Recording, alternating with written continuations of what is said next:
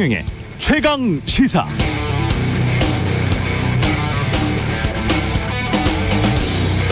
네, 어제 최경영의 최강 시사에서 나온 아주대학교 심리학과 김경일 교수의 말, 특히 관계를 중요시하는 한국인의 심리에 대해서 이야기하는 부분 다시 듣기로라도 한번 들어보셨으면 좋겠습니다.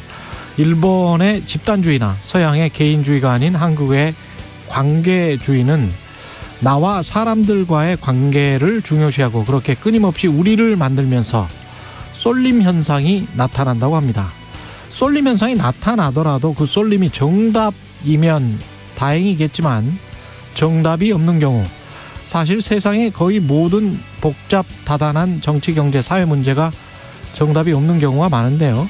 정답이 없는 경우에 심리적 쏠림 현상이 나타나서 그쪽으로 사람들이 몰려가 버리니까 상대적으로 그런 경향이 덜한 다른 나라들에 비해서 위험할 수 있다. 그게 투자든 투표든 소비든 위험할 수 있다. 그런 말이었습니다. 그런 의미에서 김경일 교수는 언론의 역할이 특히 한국에서 더 중요하다고 강조했는데요. 하면서 쏠릴 때, 와 하면서 환호할 때, 하면서 탄식하고 공포에 사로잡힐 때, 저 악마 하면서 한 사람을 마녀 사냥할 때, 언론은 잠깐 다시 한번 생각해보자. 알아보고 따져보자. 우리는 과연 정답을 알고 진실을 알고 이야기하고 있는가? 멈춰서서 질문해야 한다는 것이죠. 우리는 잠깐 이걸 잘 하고 있습니까? 아니면 하면서 몰려다니고 있습니까?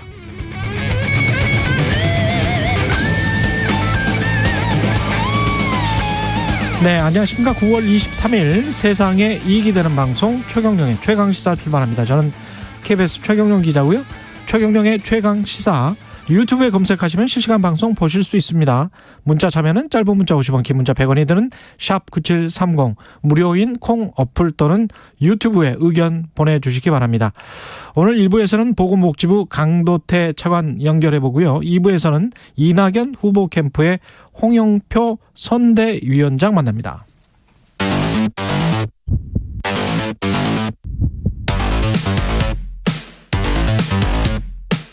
오늘 아침 가장 뜨거운 뉴스 언박싱. 자, 뉴스 언박싱 시작하겠습니다. 민동기 기자, 김민아 평론가 나와 있습니다. 안녕하십니까? 안녕하십니까? 안녕하세요. 우리 수원에 있는 아주대 교수님 좋은 말씀 많이 하시네요. 네. 수원에서 뭐 나오려고 해요? 출마를 준비 중입니다. 제가 근데 그 아주대학교를 입학을 했었거든요. 네. 아, 그래요? 졸업은 못하고. 그래서 근데, 애정이 좀 있구나. 근데 이제 언론이 네, 그 잠깐 하는 때도 있고 우하는 때도 있는데 정파적으로 자기들에 가까우면은 잠깐 하고 자기들에 멀면은 우우 계속하고 그런 일들이 계속 벌어지는 것 같아요. 그 언론은 기본적으로는 이게 사실은 시스템 2 그 다니엘 카네만의 그 시스템 2에 관한 이야기거든요. 사람의 뇌 속에 있는 개념이 어렵습니다. 언론은 시스템 2를 많이 해줘야 됩니다. 우는 하면 안 돼요. 우는 언론은 하면 안 돼요. 우나 와 해버리면 그걸로 언론의 역할은 뭐 다른 사람하고 똑같이 그냥 같이 환호해버리면 그걸로 끝인 거죠. 예. 최강 기자는 이렇게 가도록 하겠습니다. 이상해. 뭐 이렇게 잠깐 잠깐 네. 이상해. 뭐 이렇게 가도록 하겠습니다. 송영길, 이준석 두 당의 대표가 방미를 했습니까? 송영길 대표는 지난 19일 미국에 도착을 해서 아마 오늘 귀국길에 오를 것 같고요. 이준석 국민의힘 대표는 어제 이제 방미에 올랐습니다. 근데 미국을 방문 중인 송영길 대표가 이제 미 MBC 방송하고 인터뷰를 가졌는데 토니 블링컨 국무장관 있지 않습니까? 북한과의 대화를 위해 평양으로 가야 한다고 생각한다 이런 얘기를 했고요. 북한의 협상 대표들은 재량권이 없고 단지 메신저다. 모든 의사결정은 북한의 지도자인 김정은이 한다. 그러니까 미국이 좀 더 적극적으로 역할을 해야 된다 이렇게 주문을 했습니다. 이제 이준석 대표 같은 경우에는 어제 이제 인천국제공항에서 기자들과 만났는데 송영길 대표와는 전혀 다른 어떤 입장을 좀 보였습니다. 그러니까 트럼프 행정부 시기에 문재인 정부가 진행했던 대북 정책이 상당히 폐기되는 수순으로 가야 하는 상황이다 이렇게 지적을 했고요. 문재인 대통령이 유엔 총회 연설에서 종전 선언을 또 제안을 하지 않았습니까? 예. 이것과 관련해서도 새로운 제안을 하기보다는 지금까지 했던 것들을 잘 마무리하고 잘못된 점이 있으면 재검토하는 과정을 거치면 좋겠다 이런 얘기를 했습니다. 그러니까 이분들이 갑자기 이 시점에 왜 미국에 가느냐. 그러니까 말이에요. 네, 네. 그것에 대해서 잠깐 이렇게 해볼 필요가 있는데 네. 아무래도 이제 외교적인 외교 안보적인 어떤 사명을 가지고 갔다기보다는 재외국민 투표가 있는 거죠. 그래서 이게 네. 이 재외국민 투표를 해야 될 대상자들이 200만 명을 넘고 늦기 전에 그렇습니다. 그래서 이제 명절 경유하고 이러면서 한번 가서 이제 좀 우리 재외국민들 동포들하고 인사도 하고 이런 자리가 필요했던 것이 아닌가. 그래서 여야 대표가 이렇게 좀 맞춰서 간 게 아닌가 이런 해석이고요. 그리고 이제 가는 김에 어쨌든 외교안보적인 어떤 정책에 대한 얘기를 하면서 특히 송영길 대표의 경우에는 외통위를 오래 했고 그리고 외교안보에 대해서 본인의 어떤 전문성이 있다고 그동안 계속 많이 얘기를 해왔기 때문에 이런 메시지를 내놓고 있는 것 같고요. 그리고 송영길 대표는 계속 사실 대북 유화책을 주장해 왔거든요. 개성공단도 일정 정도 이제 좀 이 대북 협상의 진전이 있으면 선제적으로 열어야 될 필요도 있다. 이런 얘기를 쭉 해왔기 때문에 그 연장선에서 얘기하는 것 같고 미국의 행정부가 이런 이제 여당 대표의 얘기를 어느 정도로 반영하고 고려할 것이냐 이건 또 별개의 문제라고 봅니다. 근데 재외국민 투표와 관련해서 기왕에 갈 거면은 그 재외국민들이 항상 그 어려움 중에 하나가 투표하려면 너무 힘들다. 이런 얘기를 많이 하거든요.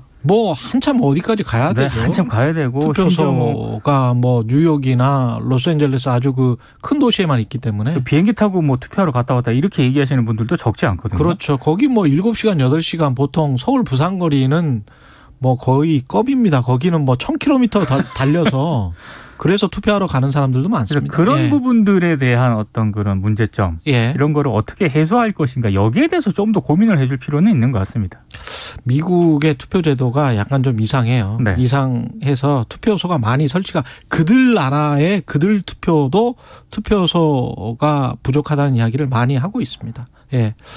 그런 점이 있죠. 우리처럼 바로 아파트 단지 내에 설치돼 있거나 이렇게 굉장히 쉽게 투표를 할 수 있는 나라도 그렇게 많지는 않을 것 같습니다. 이거 굉장히 좀 밀집돼서 우리는 살고 있기 때문에 좋은 나라입니다. 예, 네. 그런 측면이 있는 것 같습니다. 그 민주당 대선 경선은 무슨 수박은 철이 좀 지났는데 수박 논란이 나오고 있습니다. 이제 이재명 지사가 대장동 그 개발 특혜 의혹 관련해서 그 반박을 하면서요. 예. 수박이라는 단어를 썼거든요. 이거 가지고 논란이 좀 생겼습니다. 그러니까 대장동 의혹을 제기하는 세력들을 향해서 우리 안의 수박 기득권자들이다 이렇게 표현을 했는데 이 표현에 대해서 이낙연 전 대표 캠프 쪽에서 그 표현은 일베가 쓰는 용어다. 5.18 희생자를 상징하는 표현인데 5.18 희생 영령들에 대한 모독이다 이렇게 비판을 했습니다. 그러니까 이재명 캠프 쪽에서 어떻게 반박을 했냐면 수박은 겉과 속이 다르다는 의미다. 수박이 호남과 관련된 용어라는 것을 알고 있는 사람도 없고 이재명 지사 캠프 쪽에서도 처음 듣는다. 이걸 왜 호남 비하로 연결하는지 모르겠다. 이거 셀프 디스 아니냐. 또 이렇게 반박을 하는 그런 상황입니다. 수박이 일베에서 쓰는 용어는 맞습니까? 그 사이트를 들어가 보지는 않아요. 들어가 본 적이 없어가지고요. 일베라는 사이트가 아직도 있어요? 있긴 있는 것 같아요. 있어요? 네. 근데 이게 이런 논란을 사실 이제 유력 대권 주자들의 캠프 아닙니까? 예. 이런 데서 이제 이런 논란을 벌이는 게 좀 이해가 잘 안 되고요. 왜 이게 왜 중요한지 그렇죠. 모르겠네요. 수박이라는 게 뭔지가 이제 좀 의문이 안 되고 의문이고 그다음에 이런 건 있는 것 같아요. 이낙연 전 대표 사실은 이 수박이라는 말을 쓰지 말자라는 제안은 이낙연 전 대표 측이 먼저 했거든요. 그러니까 지난번에 한번 입장을 냈습니다. 예. 그런 수박이라는 용어가 이런 맥락으로 받아들여지는 측면이 있어서 쓰지 말자 그랬는데 이재명 지사 쪽은 또 굳이 계속 쓰는 거예요. 네. 그래서 저는 그것도 사실 의문이에요. 쓰지 말자고. 전부터 논쟁이 있었군요. 네. 이게. 논쟁이라기보다도 쓰지 말자고 했는데 굳이 나는 쓰겠다. 이것도 싸움을 위한 감정 싸움인가? 싸움을 위한 싸움인가 이런 의문도 있고 해서 이런 싸움은 좀 불필요하지 않나. 이걸 왜 이러고 있는지 잘 모르겠습니다. 일베에서 쓰는 용어인지는 정확히 모르겠습니다만 어떤 쪽이 좀 불편해하는 그런 단어라면 조금은 자제할 필요는 있는 것 같습니다. 예. 겉과 속이 다른 사람이면 위선자죠, 위선자. 그렇죠. 예. 위선자 그렇게 쓰면 되겠네요, 위선자. 예. 대장동 의혹 수사 관련해서는 국민의힘 측에서 고발장을 접수했습니까? 그러니까 지금 고발이 워낙 많이 이루어지는 그런 상황이라 중요한 건 검찰이 어떻게 할 거냐. 근데 서울중앙지검이요. 이르면 오늘 사건을 좀 배당을 할 것으로 보이고요. 아무래도 이제 배당을 하게 되면은 수사팀이 뭐 인허가라든가 사업자 선정 과정 등의 사실관계 파악에 주력할 것으로 보이고 특히 이제 수천억에 이르는 배당금 설계 과정에 특혜라든가 특정인 개입이 있었는지 이걸 아마 중점적으로 들여다보고 볼 것으로 보이는데요. 그래야겠죠. 그리고 화천대유 관련해서도 또 새로운 의혹이 하나 제기가 됐는데 지금 이 화천대유의 회계감사 보고서를 보니까 이 감사 보고서를 보니까요. 지난해 대주주 언론인 출신 김모 씨, 머니투데이 출신 김모 씨 있지 않습니까? 이 김모 씨에게 화천대유가 장기 대여금 명목으로 473억을 빌려줬다고 합니다. 굉장히 이상한 현상인 거죠. 그리고 이모 대표도 2019년 회사 돈 26억 8천만 원을 빌렸다가 갚았고요. 2020년에도 주주, 임원, 종업원 단기 대여금 명목으로 12억을 빌린 것으로 지금 기재가 되어 있거든요. 어차피 배당이 나오니까 그걸로 갚겠다 뭐 이런 그런 차원일 수도 있겠습니다만 어쨌든 거액의 회사 돈을 빌려 쓴 경위를 지금 경찰이 파악하는 데 주력을 하고 있고요. 오늘 관련해서 조선일보 등이 이 내용을 좀 중점적으로 보도를 했는데 경찰이 지난 4월 이 화천대유 법인 계좌에서 현금 수십억이 인출되는 수상한 자금 흐름이 담긴 금융 자료를 금융정보분석원에게서 넘겨받고도 그동안 조사를 본격화하지 않았다. 이게 뭔가 있는 것 아니냐. 또 이렇게 의혹을 제기를 하고 있습니다.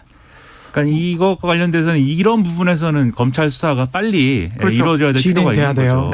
이게 예를 들면 돈이 이렇게 인출이 돼가지고 본인의 어떤 행복을 위해서 썼는지 아니면 다른 뭐 정치권으로의 로비라든가 위해서 그게 이제 핵심인 거죠. 그런 걸로 썼는지 이런 것들이 규명돼야 될 것 같고 그리고 이게 다 검찰로 넘어가는 그런 상황이 돼버렸는데 이재명 지사 쪽에서 국민의힘의 김기현 원내대표라든가 이 의혹을 제기한 사람들은 이제 고발을 먼저 했고 그러다 보니까는 김기현 상호 지금 고발을 한 거죠. 그렇습니다. 그리고 김기현 원내대표도 화천대유 관련해서 뭐 여러 명을 또 고발을 한다 이런 입장이고 여기다가 또 특검을 요구하고 있어요. 공식적으로 특검을 요구하는 기자회견 열어가지고 특검을 요구했고 또 국정조사 국감에도 이 화천대유 관계자들을 증인 신청해가지고 다 부르겠다. 이 얘기를 하고 있는데 이재명 지사 쪽은 이 검찰 수사는 빠르게 진행이 돼야 되겠다. 100% 수사에 찬성한다라고 얘기했지만 특검은 또 거부하고 있는 그런 상황이고 민주당도 공식적으로 특검은 이거는 정쟁을 위한 그러한 주장이다라고 반박을 하고 있는 그런 상황입니다. 지금.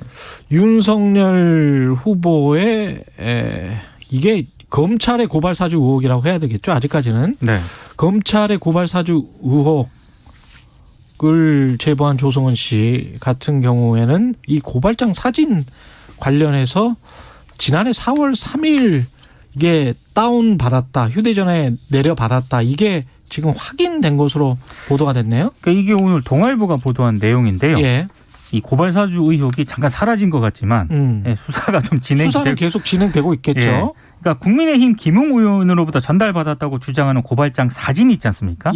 이걸 이제 제보자인 조성은 씨가 지난해 4월 3일 휴대전화에 내려받은 것으로 보이는 기록을 검찰이 확인을 했다고 합니다. 이게 어떤 의미입니까?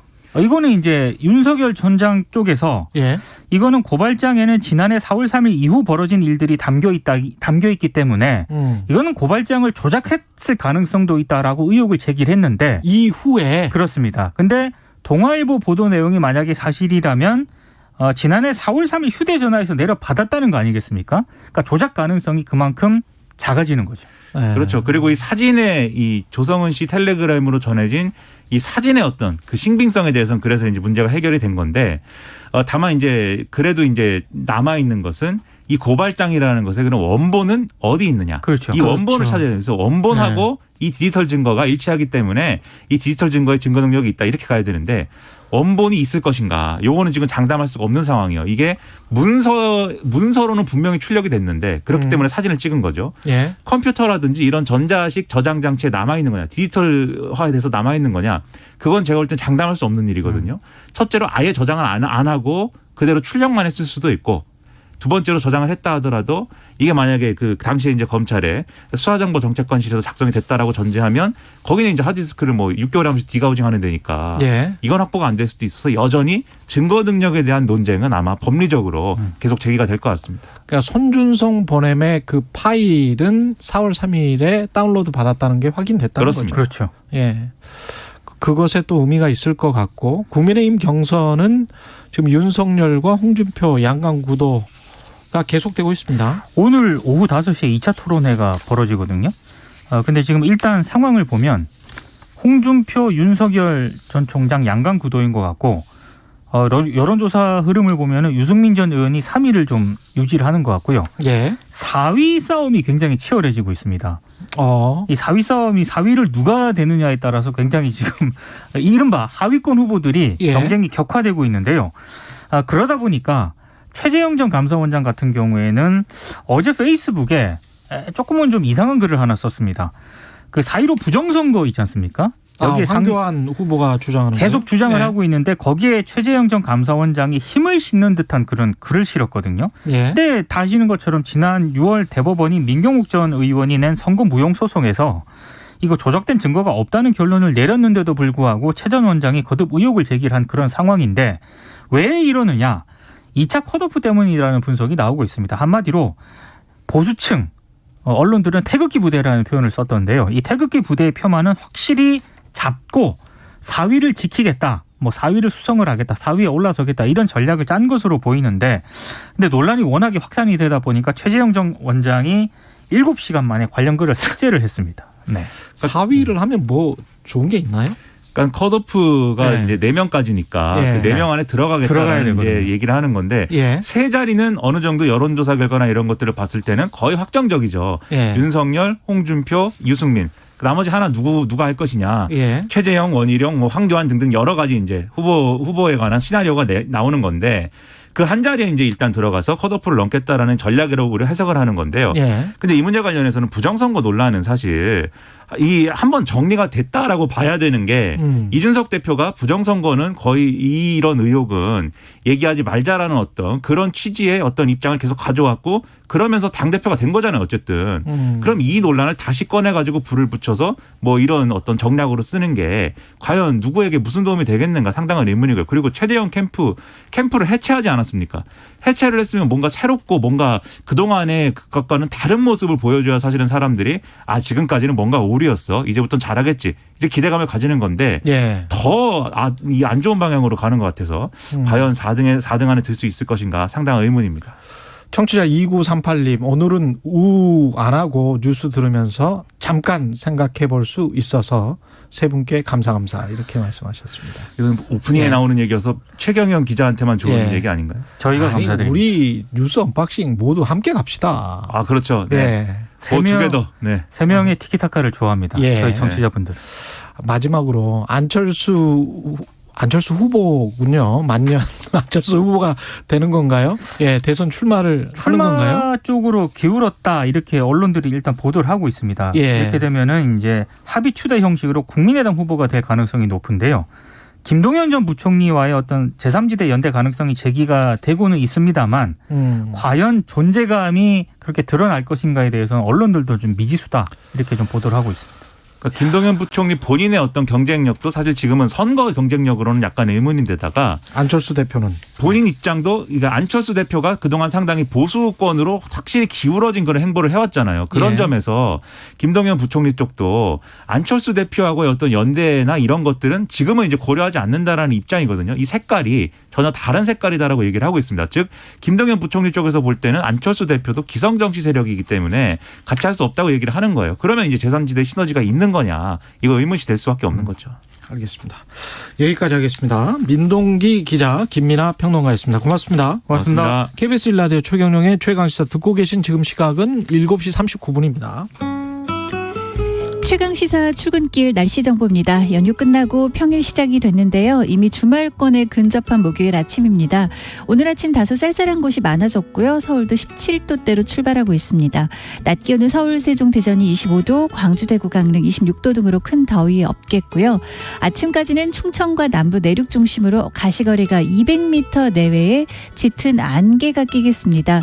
그 밖에 내륙도 가시거리 1km 미만의 안개가 자욱해서 교통안전 주의를 하셔야 되겠습니다. 알려드리겠습니다. 현재 광주공항과 사천공항은 저시정 경보가 발효 중입니다.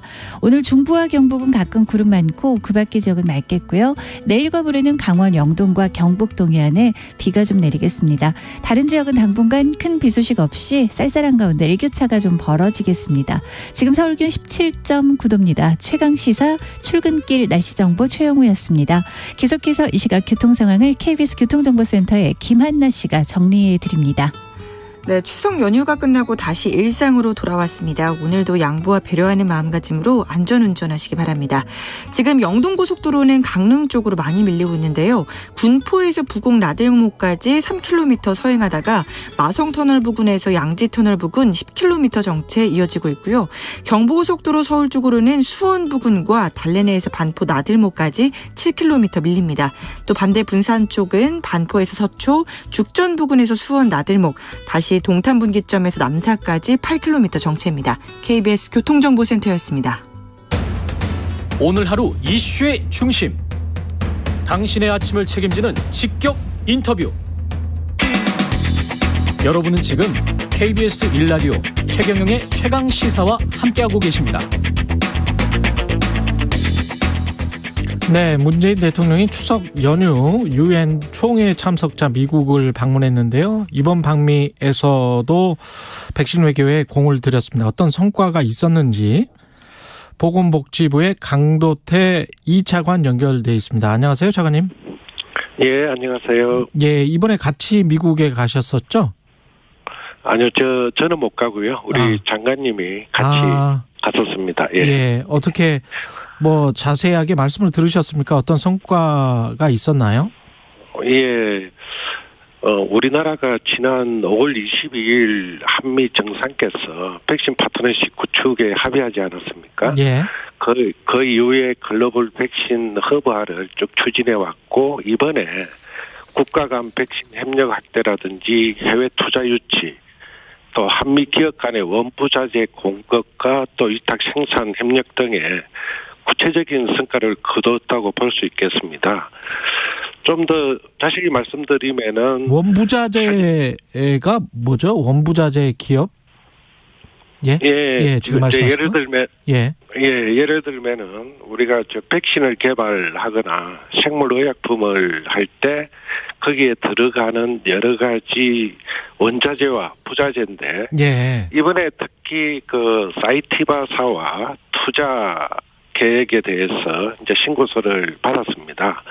그 예를 들면은 그 백신 원부자재 관련 첫 투자로 사이티바사가 약 5,250만 불의 국내 투자를 유치하였고, 예를 들면은 이 사이티바사는 세계적으로 좀 부족한 백신과 바이오약품의 그 일회용 세포 배양백, 이런 경우를 생산하는 기업입니다. 아, 세포 배양백을 만드는 기업이군요. 예. 예. 이게 이제 일종의 이제 항균 배양백 같은 거를 만드는 기업인데, 이게 한국으로 들어온다는 거죠? 예, 한국에 투자를 해서 이제 생산을 하게 된다는 거고요. 예. 그 의미는 이제 이 사이티바사가 지금도 생산 중인 원부자재가 우리나라의 삼성 바이오로직스라든지 또 SK 바이오사이언스라든지 국내 기업에도 사용 중이기 때문에 만약에 사이티바사가 이런 백신과 원부자재를 국내에서 생산하면은 국내 공급도 원활해지고 또 아시아 지역까지 이렇게 공급할 예정으로 있습니다. 이게 세포 배양백이라는 게 저도 외신에서 봤습니다만은 전 세계적으로 공급 부족이더라고요, 이게. 예, 그렇습니다. 그래서 이런 부분에 대해서는 이제 저희가 미국과 이 한미 백신 파트너십 하고 나서 기업 간에 또 정부 간에 원부자재에 대해서 수급을 상호 간에 좀 공급 안정화를 위해서 협력해 나가는 노력을 해왔었습니다. 예. 그래서 이번에 이제 그런 협력의 결과로 그런 협약이 이루어지고, 또 중소기업의 이 원부자재 생산 기업 간에도 또 네 건의 MOU가 체결되면서 좀 원활하게 이런 기반이 갖추어졌다, 이렇게 볼 수 있겠습니다. MOU가 체결됐으면 좀 봐야 되는 걸 것 같고요. 이게 아마 백신 원부자재 같은 경우에 한 20가지 정도 있는 걸로 알고 있는데요. 예, 많습니다. 그 예. 종류가 많이 있고요. 그 예. 부분에 대해서 이제 저희도 그 우리나라 기업들이 필요로 하는 원부자재 리스트라든지 이런 걸 정리를 해서 또 미국과 이런 리스트를 교환하면서 예. 상호 간에 부족한 게 뭔지 이런 것들을 논의해 나가고 있고, 이번에도 그런 기업들 간에 또 비즈니스 라운드 테이블을 열어서 같이 공감대를 형성하고 협력해 나가기로 하였습니다. 그럼 원활하게 생산이 많이 될 수 있는 겁니까? 어떻게 보세요? 삼성바이오로직스건 SK건 간에 이렇게 예. 원부자재를 공급을 좀 받게 되면, 그리고 공장이 한국에 생기게 되면. 네, 저희가 볼 때 이제 현재는 여러 가지 협력상 큰 문제 없이 원부자재가 꼭 필요한 부분은 되고 있는데, 앞으로 이게 2024년까지 한 620억 정도, 이 5,250만 불이니까 투자를 네. 하게 되면은 24년부터 아마 이 생산이 될 것 같고요. 그렇군요. 이 장기적으로 꼭 코로나 백신뿐만 아니라 이게 그 바이오 의약품 전체에 사용되는 거기 때문에 공통적으로 네. 여러 가지 요 바이오 헬스 산업의 발전에도 기여하지 않을까 이렇게 보고 있습니다. 백신 같은 경우에 추가 구매 방안도 논의했다고 들었는데요. 그것도 잘 됐습니까? 예, 요 이제 백신에 있어서 잘 아시는 것처럼 저희가 지난 8월에 화이자 백신 3,000회분을 구매 계약을 체결했습니다. 예.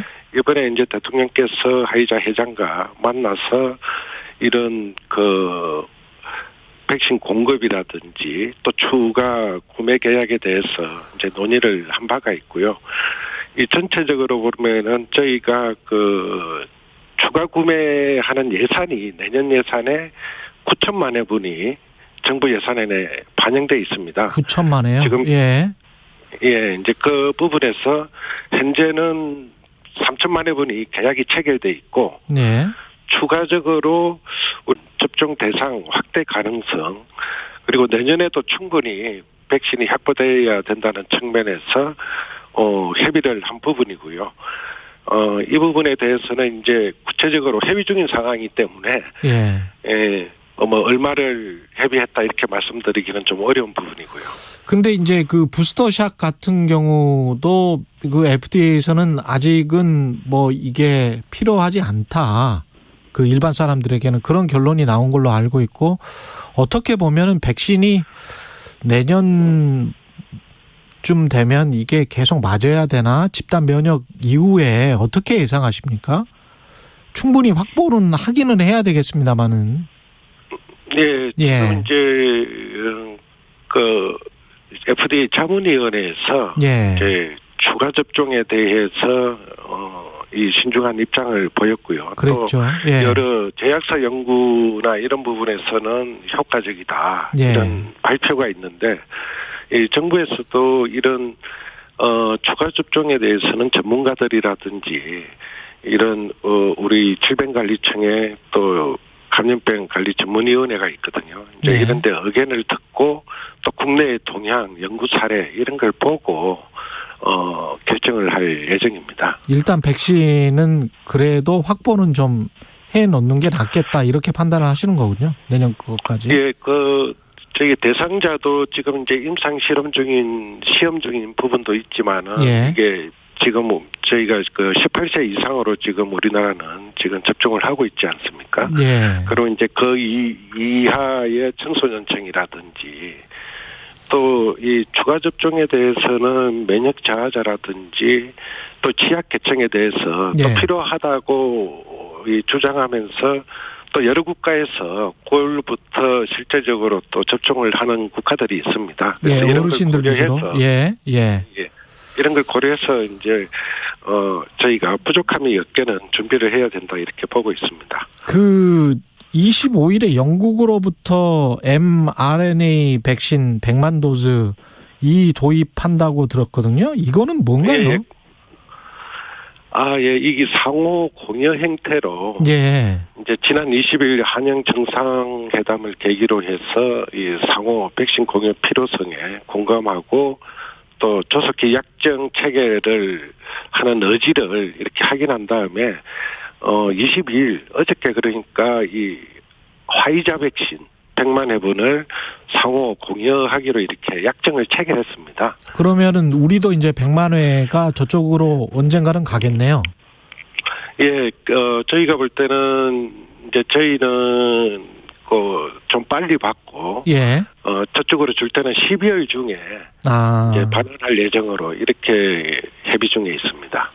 좀 당겨 받을 수 있는 거는 당겨 받아서 하겠다는 거죠. 예. 그렇죠. 이제 서로 국가 간에 필요한 시기에 효율적으로 사용하자 하는 이런 취지이기 때문에, 예. 우리나라는 좀 빨리 받아서 좀 더 안정적으로 또 좀 더 빠르게 접종을 하겠다는 취지이고요. 우리가 백신 접종이 2달 반 정도 늦긴 했습니다만 접종 속도는 지금 뭐 세계적으로 굉장히 빨리 진행되고는 있습니다. 미국을 벌써 1차 접종률은 앞섰기 때문에 1차 네네. 접종률이 지금 70%를 넘었고요.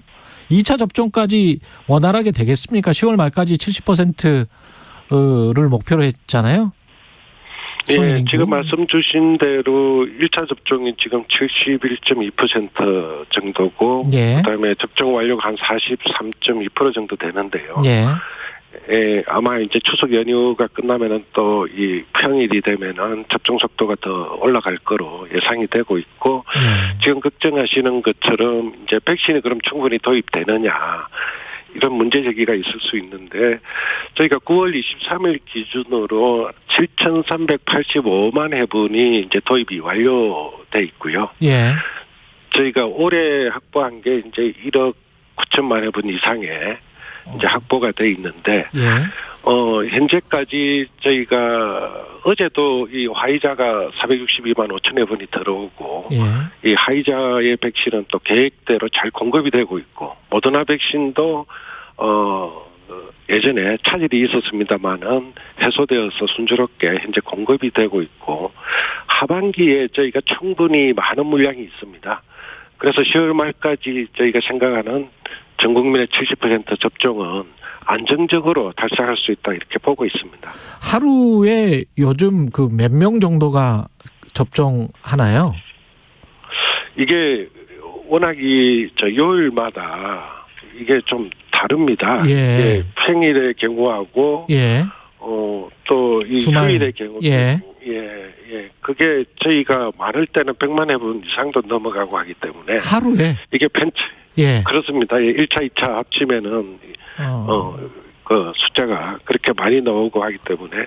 근데 이게 지금 이제 예약을 받고 하고, 또 자녀 백신을 접종하다 보니까, 예. 이제 그런 숫자가 좀 그 시기마다 다소 이런 이제 다르게 나타나고 있습니다. 뭐 최대 보면은 열흘에 1,000만 명 분이니까 1,000만의 분이니까 그러면은 무난히 달성할 수는 있겠네요. 10월 말까지 2차 접종이 되면. 예, 저희는 그렇게 판단하고 있습니다. 2차 접종이 된다고 하더라도 다른 나라들 보면 특히 이제 이스라엘 같은 나라 가장 빨리 갔었잖아요. 인구수도 뭐 한 900만 명 정도 되면 그 정도 사이즈에서 가장 빨리 간 나라. 그러나 확진자 수가 그 사람들은 마스크를 잘 안 써서 그런지는 모르겠습니다만은 확진자 수나 사망자 수는 또 최근에는 다시 늘더라고요. 네, 예. 이거는 어떻게 봐야 되죠? 우리는 위드 코로나를 그쯤에는 해야 될 것 같은데, 그죠? 10월 말쯤에는. 어떻게 보십니까? 저희가 이제 10월 말 하고 나면은, 접종자들의 면역이 어느 정도 이제 형성이 된 상황, 예. 이런 걸 좀 봐야 될 것 같고요. 예. 그리고 지금 말씀 주신 것처럼 이스라엘이나 영국, 또 최근에 싱가포르 같은 경우에도 이 방역 수칙을 일부 완화하다 보니까 사회적 거리두기라든지 이런 게 완화되다 보니까 확진자 수가 이렇게 대폭 증가하는 이제 그런 문제가 많이 나타나고 있습니다. 예. 그래서 이런 부분 때문에 이 안정적인 방역 상황 이런 부분과 같이 가야 된다. 예. 이렇게 보고 있고요. 특히 그 영국이라든지 이스라엘 같은 경우에는 그 방역 수칙 그 접종률이 어느 정도 60% 이상임에도 10,000명 내지는 20,000명 이렇게 그렇더라고요. 대폭 증가하는 문제가 있어서 여러 가지를 이제 고려하면서 죄송합니다. 추진해야 되지 않을까 이렇게 보고 있습니다. 알겠습니다. 아직까지는 미정인 것 같네요. 거리두기 전환에 관해서. 오늘 말씀 감사하고요. 보건복지부 강도태 2차관이었습니다. 고맙습니다. 감사합니다. KBS 1라디오 최경영의 최강시사 1부는 여기까지입니다.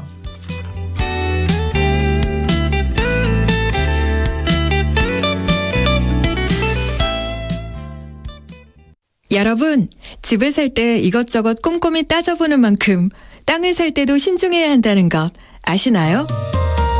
입지만큼 중요한 토양의 질과 오염 여부, 오염 부지의 정화 책임이 소유주에게 돌아갈 수 있는 만큼 이제 토양 환경 평가 제도를 이용해 미리 확인해 보세요. 토양 오염에 대한 경제적, 법적 피해를 막아주고 정화 비용 등의 책임을 명확히 하며 법적 분쟁을 사전에 예방할 수 있는 토양 환경 평가 제도. 이제 부동산 거래 전에 꼭 기억하세요. 이 캠페인은 환경부와 한국환경공단이 함께합니다. 그렇죠. 아버지는 항상 벽 한 면을 공구로 가득 채워놓고 드라이버니 뭐 이런 거 하나를 다 벽에다 그림을 그려놓고 2021 KBS 연중기획 기억을 기록하다. 아버지가 그 라디오 부품 국산화를 위해서 엄청나게 노력하고 고생하셨었는데 럭키화학에서 생산한 플라스틱 제품을 쓰다 보니까 그게 변색이나 변형을 일으켜서 고생한 얘기, 그런 얘기들을 이제 옆에서 들을 수 있었는데 문학 활동을 뒷받침해서 처음으로 국산 라디오 제조 공장이 저는 아버님이 정기쟁이란 사실이 그저 자랑스러울 뿐이거든요. 쟁이라는 말은 장인을 뜻하는 거잖아요. 그렇지만 그 쟁이라는 말에는 자기 비하의 의미도 담겨 있잖아요. 그 자본이나 권력에 예속되어서 일을 해야 되는 장인의 처지, 상황에 대해서 아버지는 엔지니어나 과학자에 대해서 정당한 대우를 해주지 않는다는, 지금 우리도 그 과학이나 기술 분야에 대해서 좀 더 정당한 대우에 우리 모두가 좀 관심을 가지고 힘을 쏟아야 될 거라고 생각합니다. 반도체 수출이 1년 전보다 40% 가까이 늘어 증가세를 터질 게 터졌다는 얘기가 나옵니다. 성과만 강조하면서 일상적인 과로는 당연하게 여기는 관행이. 1959년 처음 생산된 국산 라디오 A501을 기억합니다. 전쟁 후 버려진 외제 라디오를 고치며 습득한 기술력으로 국산 라디오를 만들어서 당당히 미국에 수출하게 됐을 때 국민들은 우리도 할 수 있다, 우리도 하면 된다는 자신감을 갖게 됐습니다.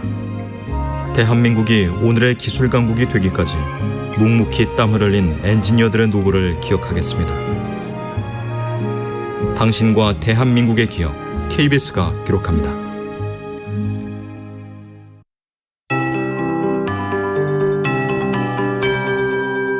KBS 58분 날씨. 연휴가 모두 끝나고 이제 평일로 돌아온 한 주간입니다. 다만 이번 주 후반으로 이제 한 주가 문을 열면서 평일이 목요일이고요. 또 추분이기도 합니다. 점차 쌀쌀해져 가면서 아침과 낮과 밤의 길이가 점차 같아지고 점차 또 밤이 더 길어지는 절기가 됐는데요. 이렇게 밤이 이 추분을 기점으로 점차 길어지게 되면서 또 우레소리도 멈추고 벌레가 숨는다는 말도 있습니다. 벌레들도 추위를 예방하려고 월동할 곳으로 몸을 숨긴다는 속뜻을 담고 있는 말이기도 한데요. 오늘 아침 많이 쌀쌀합니다. 의성과 거창, 대관령 12, 13도까지 기온이 좀 내려앉았고 서울도 17.9도로 출발을 했습니다. 오늘 낮 기온 대부분 25, 6도 안팎을 유지하면서 큰 더위 없겠는데요. 서울, 세종, 대전이 25도, 광주, 대구, 강릉 26도 등을 보이겠습니다. 당분간 비슷한 낮 기온이 유지되면서 가을 낮 기온을 쭉 이어갈 전망입니다. 다만 오늘 아침 안개가 자욱한데 충청과 남부 내륙은 가시거리 200m 내외에 짙은 안개가 끼어 있고 그 밖의 내륙도 가시거리 1km 미만의 안개가 낀 곳이 있습니다. 감속 운행하셔야 되겠고요. 내일과 모레는 강원 영동과 경북 동해안에 비 소식이 있습니다. 지금 서울 기온 18.2도입니다. 최영우입니다.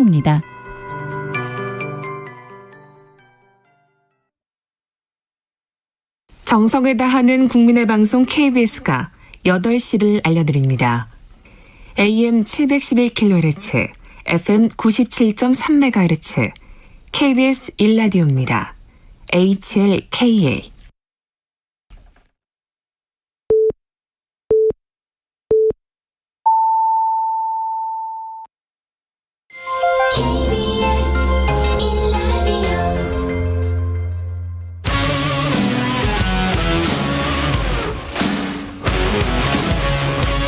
오늘 하루 이슈의 중심 최경영의 최강시사.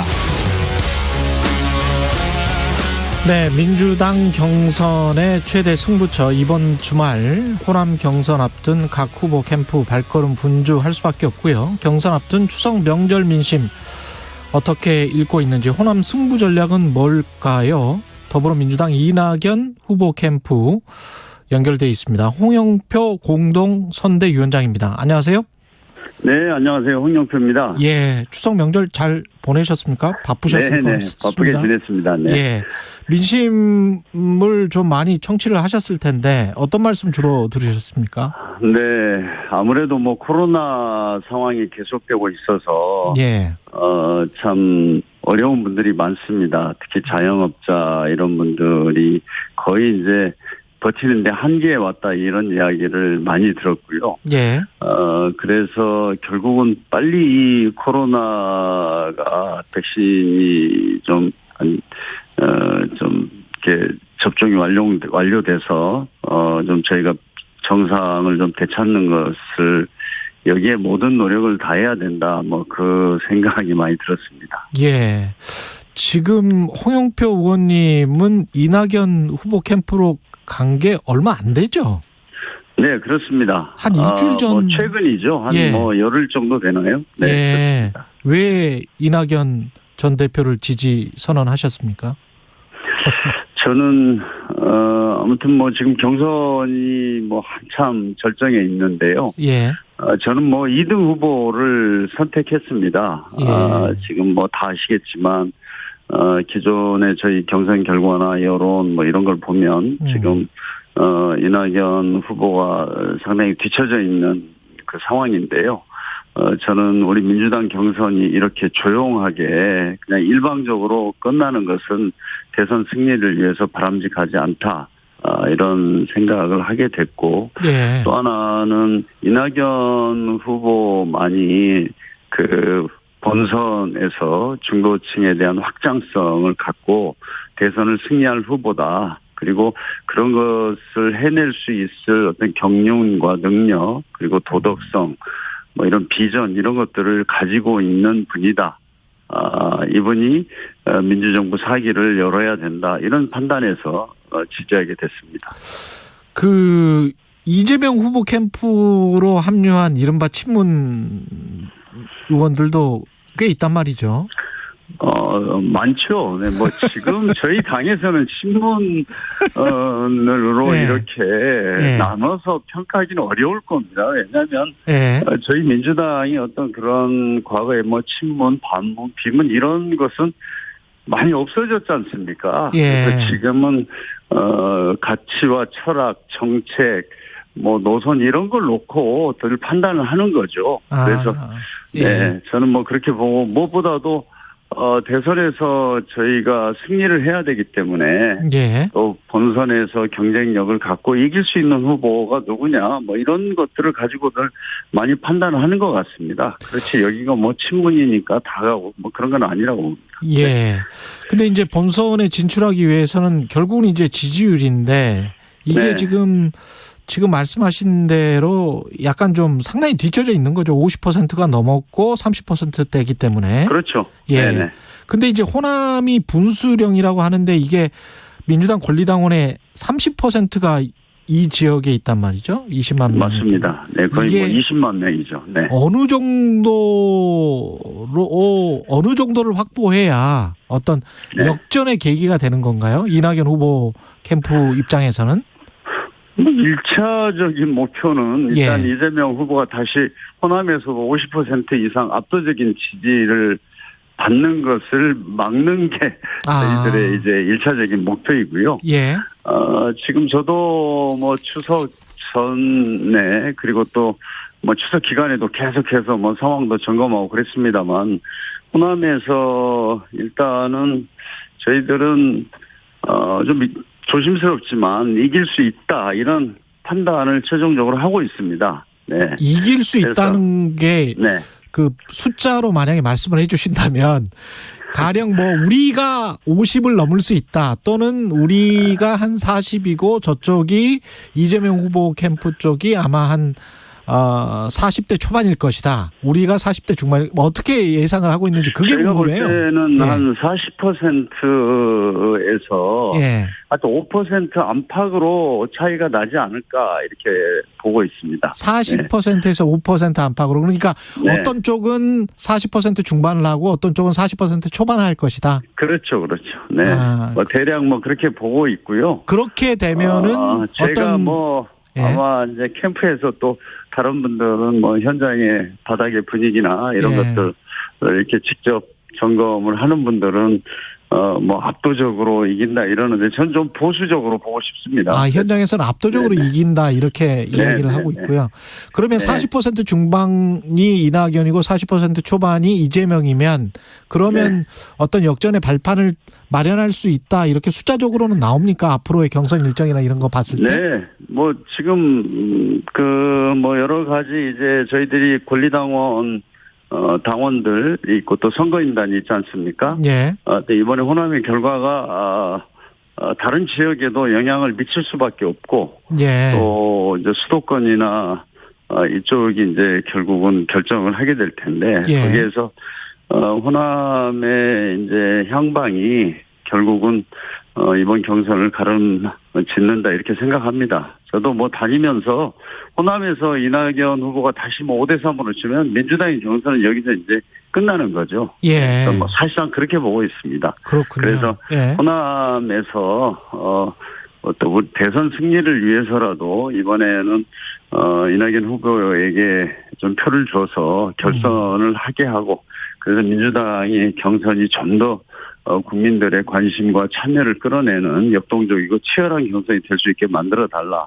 뭐 그렇게 말씀드리고 있습니다. 그 호남이 그 어떤 전략적으로 전술적으로 그 민주당 경선을 재밌게 하기 위해서 이낙연 후보의 손을 들어줘야 된다라는 그런 입장 말고 다른 어떤 호남이 이낙연 후보의 손을 들어줘야 되는 특별한 이유가 있습니까? 저는 뭐 호남 분들이 우리 지역 사람이니까 표를 주겠다 이런 것은 한국 정치사에서 보지를 못했습니다. 노무현 후보 같은 경우도 전혀 달랐고요. 전혀 저는 뭐 그런 것에는 전혀 기대하지도 않고 호남의 유권자들 그렇게 좀 전략적이라고 봅니다. 그런 데서 이제 이낙연 후보가 가지고 있는 경륜과 능력, 도덕성, 안정감 뭐 이런 것들을 좀 판단해 주실 것을 기대하고 그 다음에는 이 경선 끝나고 본선에 가서 결국은 이 중도층에 대한 확장성을 누가 가지고 있을 것인가. 그래서 최종적으로 본선에서 승리할 수 있는 후보가 누구인가. 이걸 놓고 저는 판단하실 거라고 봅니다. 그렇기 때문에 결국은 이낙연밖에 없지 않느냐 이런 판단을 하실 것으로 저는 믿습니다. 호남 경선을 앞두고 지금 국회의원직을 사퇴를 했고 국회에서 연설하시고 약간 울먹였단 말이죠. 이낙연 후보가. 이런 것들이 호남 경선이랄지 앞으로의 경선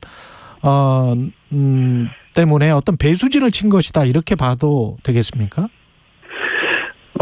저는 그렇게 봅니다. 이낙연 후보로서는 이제 더 이상 뭐 어떻게 해볼 방법이 없지 않습니까?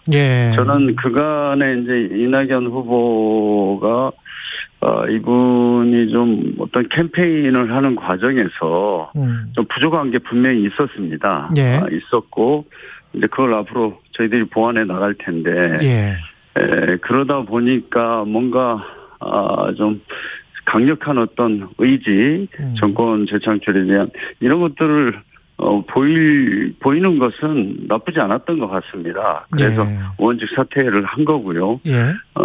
그걸 계기로 해서 아마 이제 캠프도 뭐 제가 이제 김종민, 신동근 의원과 함께 합류를 했는데 좀 앞으로는 캠페인도 좀 새로운 어떤 전략적인 메시지도 발굴하고 이렇게 해서 좀 이낙연 후보가 가지고 있는 잠재력이나 경쟁력 이런 것들을 국민들이 좀 더 알 수 있도록 하는 노력을 해나가도록 하겠습니다.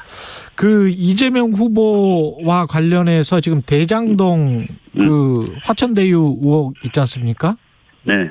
이거는 어떻게 판단하고 계세요? 이낙연 후보 측에서는?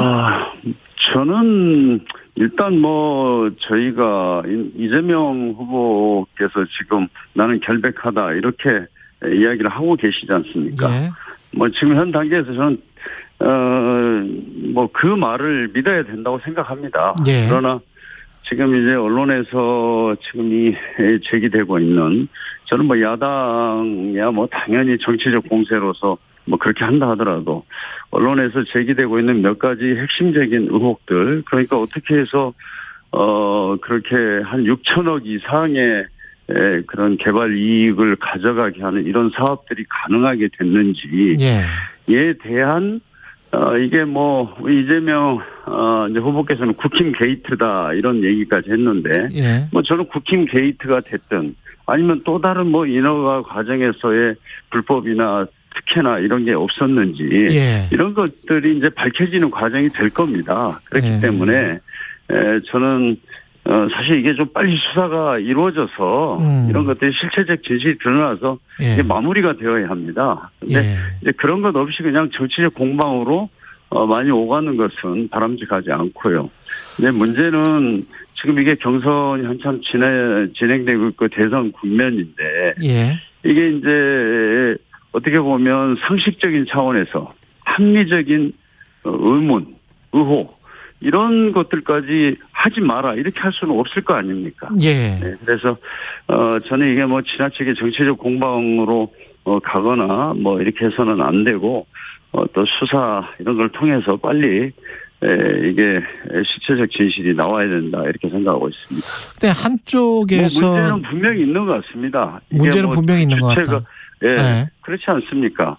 이게 지금 공영 개발 방식으로 민간인이 사실상 한 특혜를 받아서 한 6천억 이상의 이익을 챙겼거든요. 그리고 그 면면들이 예를 들어서 언론사의 기자 출신이 이 뭐 부동산 개발 업체도 아니고 이런 사업을 뛰어들어 가지고 이렇게 많은 돈을 벌고 또 그 이후에 뭐 여러 가지 또 지금 권순일 대법관 문제라든지 이런 문제가 제기되고 있는데 이것이 이제 정말 국힘 게이트인지 이재명 지사께서 말씀하시는 국힘 게이트인지 아닌지 이런 것들이 밝혀져야 된다고 생각합니다.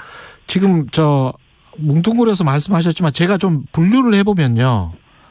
첫 번째는 인허가 과정에서의 불법 특혜라면 그리고 그 과정에 성남시와 당시 시장이었던 이재명 후보가 연루돼 있다면 법적 정치적 책임을 피할 수가 없는 노릇이고요. 두 번째는 6천억 원 이상의 이제 어떤 민간이 너무 많이 가져갔다.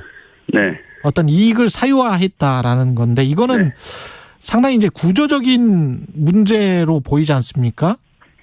네, 그러니까 구조적인 문제일 수도 있고요. 그 그러니까 부분과 관련해서는 어떤 이낙연 후보 입장에서는 앞으로 그러면 각종 택지 개발 시행을 할 때 공영 개발 방식으로 할 건지 이런 민관 합동으로 할 건지 과거에 그냥 민간으로 다 줘버리는 걸로 할 건지 이런 것에 관해서는 어떤 입장을 정해놓으신 게 있으실까요?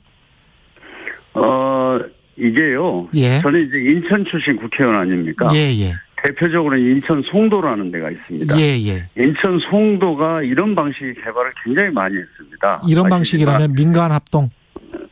그렇죠. 그러니까 예를 들어서 인천에서는 맨 처음 뭐 굉장히 오래된 얘기죠. 한 15년, 20년 됐는데 이제 송도를 개발하면서 여기 경제 자유구로 하자.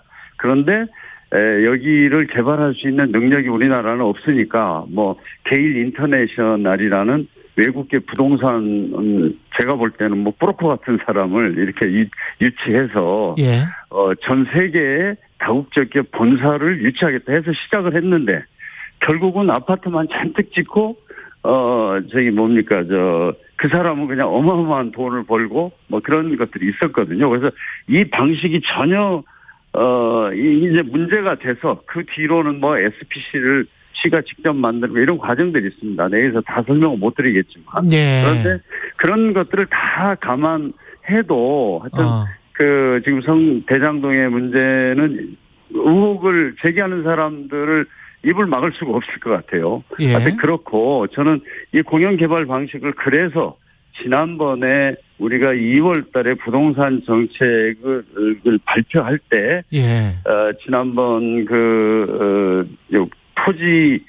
토지를 이렇게 이제 정부나 지자체가 공공 개발을 할 때 이걸 이제 토지는 공공기관에서 그걸 매입을 해서 이것을 민간인들한테 이게 택지로 분할해서 매각해서 거기서 어마어마한 돈을 벌었지 않습니까? 그게 이제 문제가 돼서 대책을 이미 그걸 마련했었고요. 2월 달에. 딱 보시면. 그러니까 대장지구도 보면은 개발하고 난 후에 8개 필지가 있는데 그 중에서 하나는 유일하게 화천동인이라는 데는 5개 택지를 수의계약으로 주고 하나는 경쟁 입찰을 붙였습니다. 그래서 추첨을 했는데 한 회사가 182대 1로 당첨이 됐다 그래요. 그러니까 그만큼 거기 관심이 맞섰고 여기는 그냥 여기 택지를 확보만 하면 돈 번다 이렇게 되어 있는 상황이었거든요. 이제 그래서 그런 것들이 문제가 되지 않겠습니까? 그래서 이 부분은 뭐 지금 이제 사실 관계들이 확인이 안 된 상태에서 저는 이걸 정치권에서 이렇게 많이 이야기하는 것은 별로 좋지 않고 그러나 이런 제기되는 합리적이고 상식적인 어떤 의혹에 대해서는 관계자들이 빨리빨리 자료도 내놓고 이야기를 하면 된다고 봅니다. 그리고 또 누가 이제 거기 만약에 불법이나 특혜가 있었다면 누가 제대로 말하겠어요. 그러니까 이제 수사를 할 수밖에 없는 거죠. 최민희 전 의원이 어떤 방송에서 그런 이야기를 하더라고요. 의혹을 제기하는 사람들을 막을 수 없다라고 방금 의원님께서 말씀하셨는데 의혹을 제기하는 사람들이 이낙연 후보 캠프의 30 선대본부장이 이지 않았느냐 이렇게 이야기를 하던데요. 그거는 이제 저는 제가 선대위원장으로서 좀 캠프 내에서 절대로 이것은 우리가 실체적인 어떤 증거라든가 구체적인 증거라든가 실체적인 어떤 사실관계 확인을 하지 않으면 이거는 이제 우리가 그렇게 할 수는 없는 거고 그렇게 해서도 안 된다고 봅니다. 그러나 이게 지금 시작되는 과정, 진행되는 과정. 그러니까 이제 맨 처음에 한 언론사가 얘기하니까 그 언론사 손 떼라 이렇게 했는데 지금 모든 언론이 이것에 대해서 취재를 하고 있어서 저는 이제 그것을 어떻게 저희들이 막겠습니까? 알겠습니다. 중도 확장성에서 이낙연 후보가 그 강점이 있다라고 계속 강조를 해 주셨는데요. 구체적으로 어떤 중도 확장성을 말씀하시는지. 그러니까 이제 지금 저는 요즘에 이제 세계 어떤 현대 민주주의가 좀 위기라고 보는데 요즘에 미국의 트럼프나 영국의 보리스 존슨의 연설들 보면 전부 다 이제 포퓰리즘 또 선동 정치 이런 것들을 통해서 대통령이 되고 그것이 그 나라의 특히 미국 같은 경우에는 미국 정치를 그냥 희화하고 삼류 정치로 만들어 버렸는데 저는 중도층이야말로 그런 것들에 대해서 좀 더 냉철하게 진짜 우리 지금 대한민국이 현 단계에서 무엇을 이렇게 해결해야 되고 또 그 과정들이 어떤 리더십으로 되어야 한다 이런 판단을 하는 것들이 저는 중도층이라고 많이 봅니다. 그래서 이제 그런 쪽을 어떻게 확보하느냐가 사실 대선을 결정한다는 거는 다 알지 않습니까? 그래서 그런 면에서는 이낙연 후보가 가지고 있는 강점이 있다. 이렇게 좀 생각을 하고요. 그런 차원에서 말씀을 드렸습니다. 알겠습니다. 오늘 또 여기까지 듣겠습니다. 말씀 감사합니다. 네, 감사합니다. 더불어민주당 이낙연 후보 캠프의 홍영표 공동선대위원장이었습니다. 공정, 공익, 그리고 균형. 한 발짝 더 들어간다. 세상에 이익이 되는 방송. 최경영의 최강시사.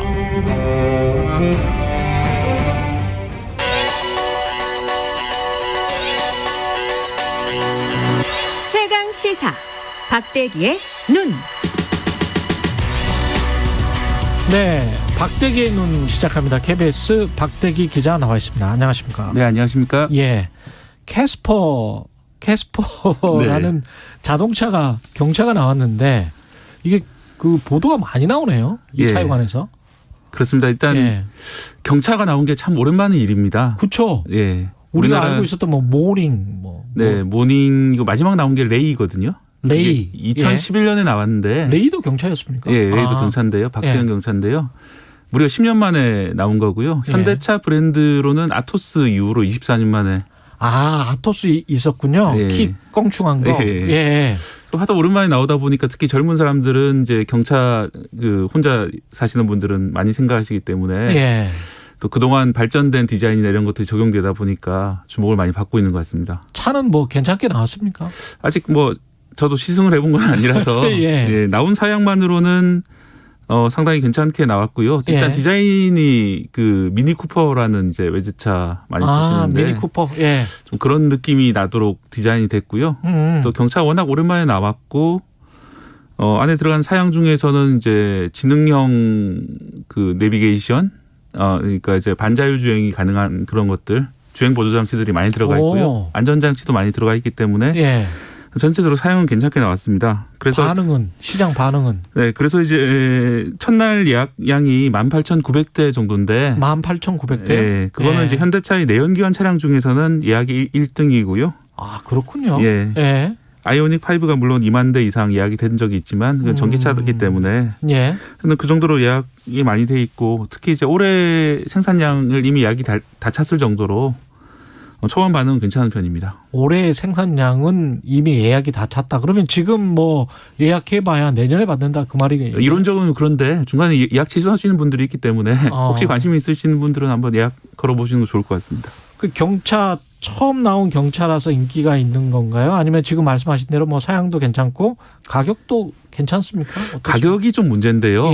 가격이 제일 싼 건 1,300만 원대에 나왔는데 보통 요즘 운전하시는 분들 많이 쓰시는 게 엉덩이에 바람 나오는 옵션을 많이 좋아하시거든요. 그렇죠. 엉쿨이라고 보통 부르는데. 그거 좋긴 하더라고요. 네. 그게 이제 엉쿨 엉따. 그것만 넣어도 이제 1,600만 원 정도 되고. 또 그게 300만 원이에요? 네. 아까 말씀드린 스마트 크루즈 컨트롤까지 넣으면은 1,660만 원. 이것도 있으면 좋긴 하죠. 네. 중요한 옵션이죠. 그렇게 하다 보면은 준중형차, 국산 준중형차랑 가격이 별 차이가 없고. 또 중고로 가게 되면은 중형차 가격이기 때문에 너무 좀 비싸게 나온 게 아니냐 이런 아쉬움을 많이 토로하고 있습니다. 그러면 거의 한 1,700, 800이면 그러면 진짜 준중형차를 사게 되죠. 네. 그러니까 항상 차는 꼭 그런 것 같더라고요. 그래서 원래 아반떼 그렇게 하다가 뭐 소나타까지 해다가 또 그랜저 가다가 아반떼 사러 갔다 그랜저 사고 나온다는 그런 참 간사하게 이렇게 옵션을 해놔가지고요. 그렇습니다. 이게 가격은 뭐 이게 1,300만 원대면 싼 건가요? 현대차는 뭐라고 합니까? 현대차는 이게 그 외부 위탁 생산을 하는 거거든요. 광주 글로벌 모터스라는 곳에 위탁 생산을 하는데 인건비를 낮추는 요인이 분명히 있었지만 전체적으로는 안전 옵션 같은 걸 많이 넣으면서 가격이 오를 수밖에 없었다라는 이제 것이 입장입니다. 광주 글로벌 모터스는 아주 귀에 익은 이름이네요. 이게 광주형 일자리 할 때 이 광주 글로벌 모터스가 나왔었죠? 네, 바로 그렇습니다. 그것 때문에 이번에 그 문재인 대통령도 이 차를 주문을 했고요. 직접. 왜냐하면 이제 이번 정부에서 상당히 중요한 의미가 있는 차입니다. 그래서 퇴임 이후에도 직접 운전을 하겠다 이런 이야기가 나오고 있고요. 이 광주형 일자리의 일환으로 만들어진 것이 바로 광주 글로벌 모터스인데. 그렇죠. 공장이죠. 크게 말씀드리자면은 임금은 좀 깎고 회사는 직접 지자체에서 운영을 하되 임금은 깎고 생산은 현대차의 그 지시를 받아 생산을 하고 대신에 이제 깎인 임금만큼 여러 가지 복지 혜택을 지자체가 제공한다. 이런 어떤 사회적 대타협의 결과물로 만들어진 게 광주형 일자리거든요. 맞아요. 그때 그랬었죠. 네, 그게 이제 시간이 흘러가지고 드디어 첫 성과를 만드는 것이 캐스퍼입니다. 그것 때문에 이제 대통령까지 주문을 한 것이고요. 그때가 언제였습니까? 2019년? 18년 정도인데 18년? 예. 그 장장 3년간의 그런 준비 과정을 거쳐서 처음 나온 거고요.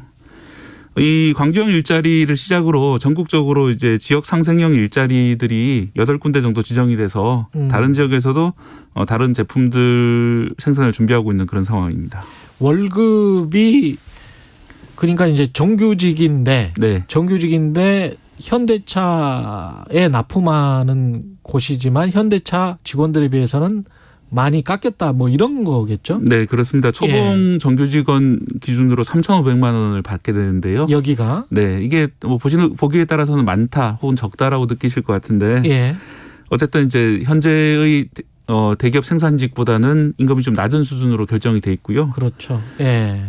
이 고용된 인원은 총 900명이 고용이 됩니다. 인원 자체는 적은데 이 자동차 산업이라는 게 부품사가 엄청나게 많지 않습니까? 예. 이 부품사들을 다 감안하면은 해당 지역에 11,000개 정도의 간접 일자리가 창출될 걸로 이렇게 예상을 하고 있습니다. 그렇게 생각을 해보면 3,500만 원, 초봉이 3,500만 원이면 중소기업 기준으로 봤을 때는 그렇게 또 적은 것 같지는 않은데. 상당히 괜찮은 월급이고요. 그렇죠. 예. 예.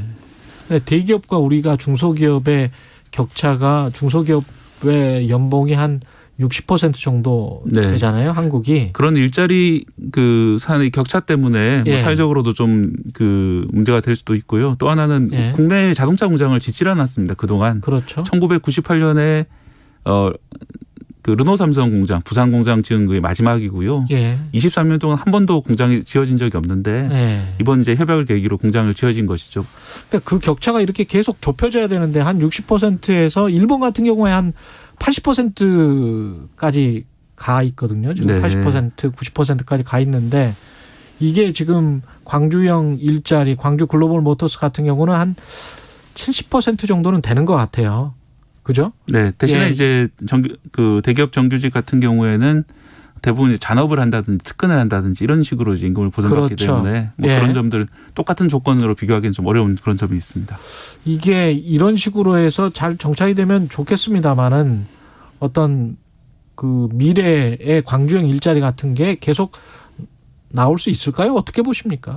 일단 지금 같은 경우에 가장 큰 문제는 이제 기술적인 어려움인데요. 이거는 이제 현대차에서 협약에 동참을 했기 때문에 현대차로부터 설계 기술, 생산 기술을 받아와서 이제 만드는 것이기 때문에 가능한 일이었는데 과연 이제 앞으로도 이런 일이 가능할까? 왜냐하면 현대차라는 기업은 국내 자동차 업계를 현대, 기아차가 같은 회사거든요. 그래서 80% 이상 장악하고 있는 회사이기 때문에 굳이 저렴한 차를 사실 만들 요인도 없었던 거고. 그렇죠. 사실 그것 때문에 오랫동안 경차가 안 나왔던 것입니다. 왜냐하면은 더 비싼 차를 팔면 이윤이 많이 남기 때문에 그런 거죠.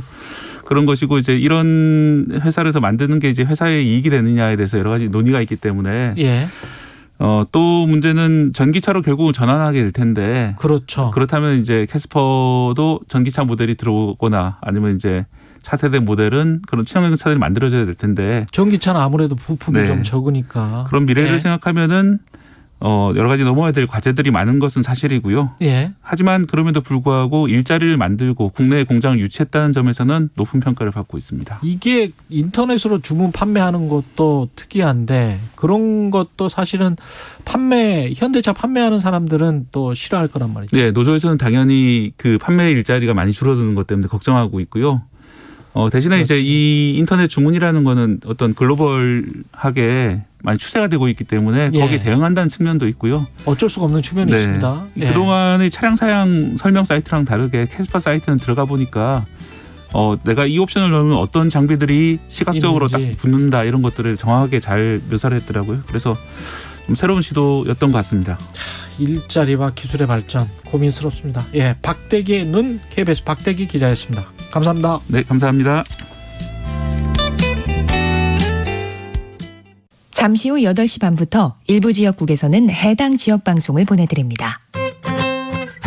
안녕하세요. 이금입니다. 부끄럽지만 경제 잘 모릅니다. 부동산 투자, 재테크, 주식 아직 못 해봤습니다. 그래도 경제에 관심은 많아요. 경제를 알아야 우리 사는 사회를 이해할 수 있으니까요. 그래서 홍사운의 경제쇼를 챙겨 듣습니다. 진짜 시간 날 때마다요. 내용도 좋지만 홍반장, 홍사운 기자 매력 있습니다. 오후 4시 5분 홍사훈의 경제쇼 응원합니다. 깬다. 확 깬다. 주진우 라이브는 시사 프로그램의 한계를 확 깬다. 깨는 시사, 깨어있는 시사. 매일 오후 5시 5분 KBS 1라디오 주진우 라이브. 지금 시각은 8시 30분입니다. KBS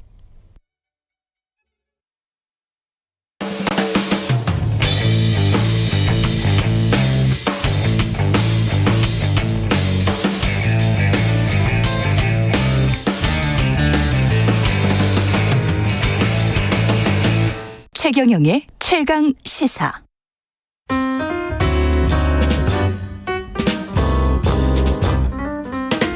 네, 더 나은 미래를 위해서 오늘의 정책을 고민합니다. 김기식의 정책 이야기 식센스. 김기식 더 미래연구소 소장 나와 계십니다. 안녕하십니까? 네, 안녕하세요. 중국의 홍다그룹 아주 경제 신문들의 헤드라인을 지금 계속 장식하고 있는데요. 어떻게 보십니까? 이게 부채가 우리 돈으로 355조. 예. 네, 그러니까 오늘이 운명의 날이죠. 예. 그러니까 이제 오늘 그 만기가 돌아오는 회사채 한 1,400억 정도를 못 막으면 이제 그 디폴트 부도가 나는 상황이 되는 거고, 이제 그것 때문에 전 세계 금융시장과 증시가 지금 이번 사태의 처리를 지켜보고 있는 건데, 이 헝다그룹이라는 게 이제 부동산 개발 회사인데요. 예. 우리 청취자들께서도 옛날에 강남이 배추밭이었다가 지금은 그 부의 상징인 데가 됐지 않았습니까? 잠실이 뽕밭 아니었습니까? 뽕밭. 그렇죠. 예. 예. 그런데 이제 이게 후진국에서 경제가 성장할 때는 이 부동산 건설이라는 게 경제나 고용에서 중요한 역할을 하게 되고, 그거에 따라서 부동산 가격이 엄청나게 오르죠. 강남이 그 상징이었다면 중국도 마찬가지입니다. 예를 들어 상해 푸동공항 있는 데는 원래는 거기가 그냥 어촌 마을이었는데 이 개혁 개방 이후에 수천 배, 누구 말로는 수만 배씩 집값이 올랐다고 할 정도니까, 네. 부동산도 우리와 마찬가지로 엄청난 부동산 건설 붐이 일어났고, 그 과정에서 막대한 부를 축적한 거죠. 그래서 이 헝다그룹의 이제 회장이라고 하는 쉬자인 같은 경우는 다 아시는 알리바바의 마윈, 텐센트 오너 다음으로 세 번째로 부자일 정도로 돈을 많이 벌었는데, 문제는 이 회사가 이제 부도가 날 수 있는 그런 상황이 온 거죠. 왜냐하면 이게 부동산이라는 거는 개발할 때 자기 돈 갖고 하는 게 아니거든요. 다 은행에서 빚을 내서 지은 다음에 분양을 해서 그 분양에서 들어오는 돈으로 이제 빚을 갚아서 이익을 남기는 이런 구조인데, 부동산 개발 회사가 위기가 온다는 건 두 가지 요인이 복합적으로 작용하는 거죠. 지금 중국의 1년에 한 1,500만 채의 집을 짓습니다. 숫자가 개념이 다르죠. 1년에 1,500만 채? 예, 1년에 1,500만 채를 짓는데 그중에서 4분의 1이 지금 미분양이 되고 있는 겁니다. 그러니까 미분양이 그렇게 그렇습니다. 많군요. 예, 이제 중국도 부동산 버블이 꺼지기 시작하는 거죠. 그렇게 이제 분양이 안 되는 상황에서 중국 당국이 최근에 이제 부동산을 좀 잡겠다고 하면서 부동산 대출 규제를 하기 시작했습니다. 직격적으로. 예. 그러니까 이제 헝다그룹이 이 부동산 거품이 꺼지기 시작하는데 대출 규제를 맞으면서 지금 이제 부도 위기에 올렸는데, 이게 355조면 우리나라 GDP의 20% 그렇죠. 수준이니까 정말 부채 규모가 어마어마한 거죠. 예. 근데 이제 자산도 그 정도는 가지고 있을 거란 말이죠. 이 회사. 부채가 곧 자산인데 이제 부채 규모는 워낙이 큰 거죠.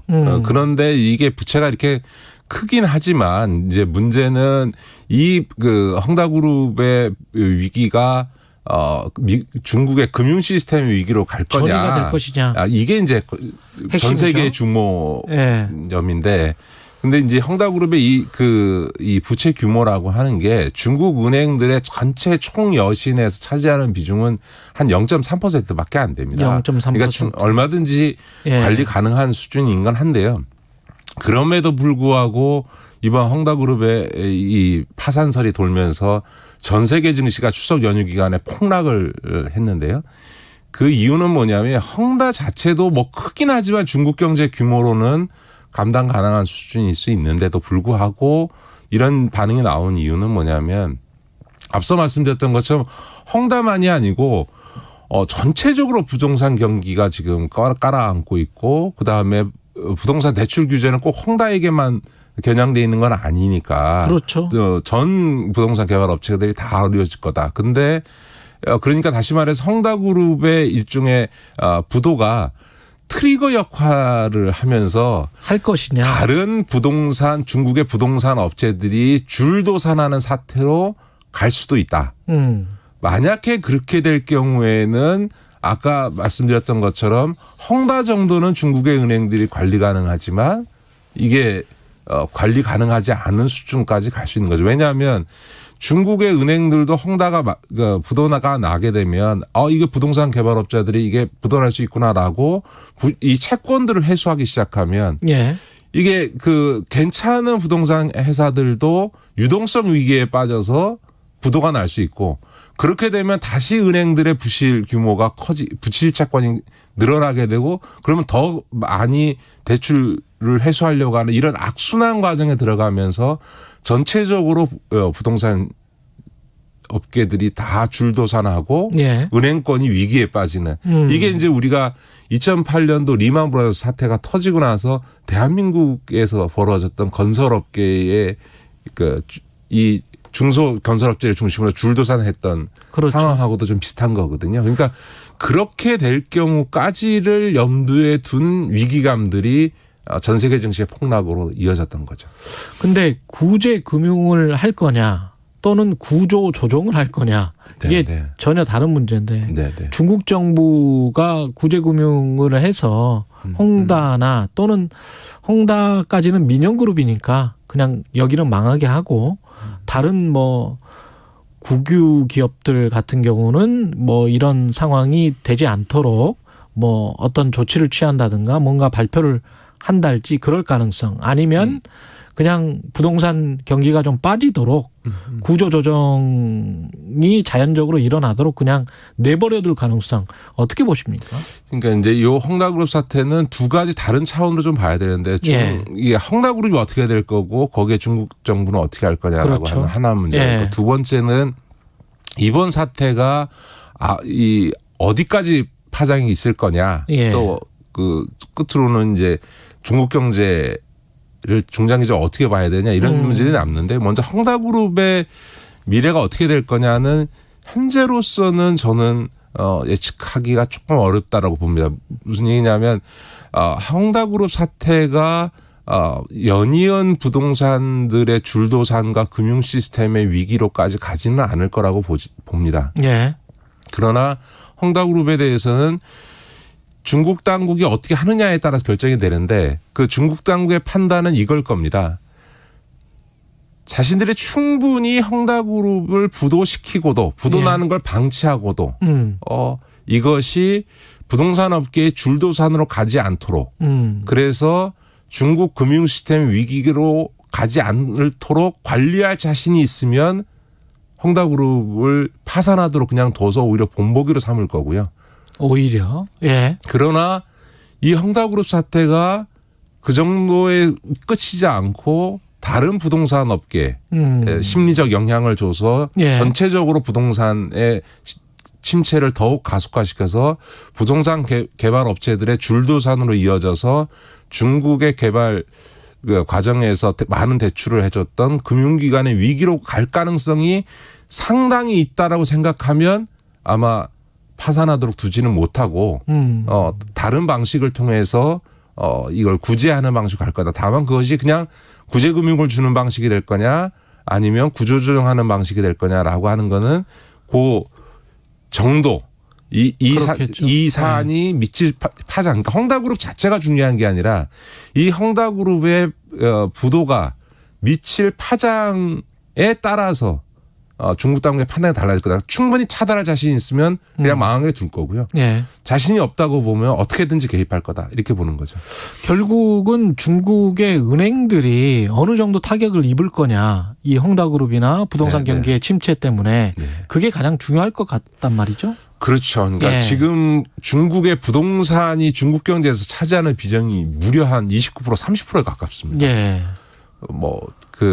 더군다나 이게 중요한 거는 중국 사람들도 우리나라 분들과 비슷해서 그 자산의 78%를 부동산으로 갖고 있습니다. 그러니까 미국이나 이런 데들의 2배가 넘는데 그 이유가 뭐냐면 미국이나 유럽 같은 경우는 자산의 상당 부분을 금융자산으로 갖고 있는 반면에 이 동양권은 땅을 좋아하기 때문에 땅으로 갖고 있습니다. 그러니까 이게 예를 들어서 이런 부동산 개발업체들의 줄도산이라고 하는 거는 부동산 버블이 터지는 형태로 나타나기 때문에 부동산 가격의 폭락으로 이어질 가능성이 있고 그렇게 되면 중국의 이 자산을 갖고 있는 사람들이 다 자산 손실을 보는 상황이 되니까 중국 경제에 엄청난 파장을 미치게 되고 지금 3년임을 해야 되는 시진핑 입장에서는 정무적으로 감당하기 어려운 거죠.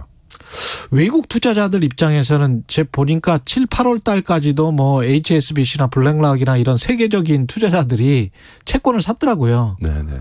헝다그룹의 채권을 네네. 설마 망하게 놔두겠어? 뭐 이러면서 그러니까 상당히 리스크 있는 투자를 했던데 그거 다 물렸어요 지금. 네, 그게 이제 우리도 한때 대마불사라는 말이 있지 않았습니까? 우리가 개발 독재 시절에 군사 독재 시절에 아무리 재벌이 부실해져도 그냥 두면은 이게 경제에 미치는 파장이 있으니까 정부가 개입해서 구제금융 줘서 살릴 거기 때문에 큰 재벌은 안 망한다 이런 말을 이제 대마불사라고 한 건데 사실은 지금 중국의 경제 성장 과정이 우리의 그 개발 독재 과정과 똑같기 때문에 중국에서도 일정하게 대마불사 이론이 있었는데 근데 최근에 와서는 중국 당국도 입장이 서서히 변해가고 있는 겁니다. 우리도 이제 80년대 경제 위기가 왔을 때 80년 초에 그러니까 79년에 왔을 때 대규모 구조조정을 단행을 함으로써 그나마 우리가 큰 경제 위기 없이 IMF 이전에 큰 경제 위기 없이 다시 재도약할 수 있었던 건데 중국이 한국을 굉장히 연구를 많이 했는데요. 중국 입장에서도 지금 시점에서 이제 구조조정이 필요하다고 봅니다. 왜냐하면 이게 우리 청취자들 중국의 기업들의 부채가 국가 부채가 아니고 기업들의 부채가 중국 GDP의 157%입니다. 기업 부채가 그러니까 어마어마하게 많은 부채를 가지고 있고 중국의 전체 국가 부채만 해도 지금 300%가 넘거든요. 중국 GDP가 한 17조 달러 정도 되니까 그것의 157%면 엄청난 양입니다. 엄청난 부채인데 그래서 중국이 이 부실 채권의 규모가 워낙 크기 때문에 이제 결국은 이 부실이 터지면서 중국 경제 위기가 올 거다 이런 이제 위기를 강조하는 입장이 있는 건데요. 이것도 양면이 있습니다. 그러니까 한편에서는 중국의 부채가 엄청나긴 한데 문제는 그게 다 국내 부채가 주로 있고 그 국내 부채는 중국 공산당이 역시 공산당이기 때문에 얼마든지 조절 가능한 수 있어서 게다가 외화 금융자산도 굉장히 많잖아요. 네, 외화 근데 이제 부채 자체는 국내 부채가 대부분이어서 그런 국내 부채는 조절 가능하다. 예를 들어서 일본이 그 GDP의 225%의 부채를 갖고 있음에도 불구하고 디폴트 위험이 없다고 보는 건 일본의 부채가 대부분 다 국내 부채이기 때문에 조절 가능하다고 보는 거거든요. 중국 부채도 마찬가지로 그런 어떤 조절 가능하기 때문에 중국의 부채 규모를 보고 중국 경제의 미래를 어둡게 볼 필요 없다라는 낙관론이 있고 또 한쪽에서는 그럼에도 불구하고 기업 사이드의 부채는 너무나 크기 때문에 언젠가는 저게 한번 터질 거고 그거에 대한 엄청난 구조조정의 과정이 불가피해질 거다라고 하는 전망이 있는데 이것도 이번 헝다 사태와 연관해서 한번 중국 정부가 어떤 입장을 취하는지 한번 지켜봐야죠. 한 30초 남았는데요. 코인 거래에서 내일로 마감입니다. 사업자 신고 마감 시한이 별 큰 어떤 혼란은 없을 것. 파장이 있겠죠. 오늘이 이제 마지막으로 거래가 가능한 날이니까요. 청취자들께서 비트코인을 하여간 코인을 거래하시는 분이 있다면 오늘이라도 지금 인가 가능성이 있는 신고해서 등록이 될 것으로 보여지는 빗썸, 업비트 등 4개 거래소로 빨리 거래를 옮기셔야 아니면 내일부터 바로 거래가 중지되는 상황이 될 거고요. 물론 이 거래소가 폐쇄된 뒤에도 현금 인출은 할 수 있습니다. 현금 인출은 할 수 있으니까 뭐 이거 돈이 묶이는 거 아니냐 이렇게 보지는 마시고요. 그럼에도 불구하고 아마 거래가 폐쇄되는 중개소에서 이 코인을 거래했던 분들 중에서는 피해자가 나올 거로는 예상이 됩니다. 알겠습니다. 말씀 감사하고요. 지금까지 김기식 더 미래연구소 소장이었습니다. 고맙습니다. 네, 고맙습니다. KBS 1라디오 최경영의 최강 시사 듣고 계신 지금 시각은 8시 44분입니다. 이 시각 교통정보입니다. 오늘 고속도로는 일찍부터 상습 정체 구간에서 밀렸는데요.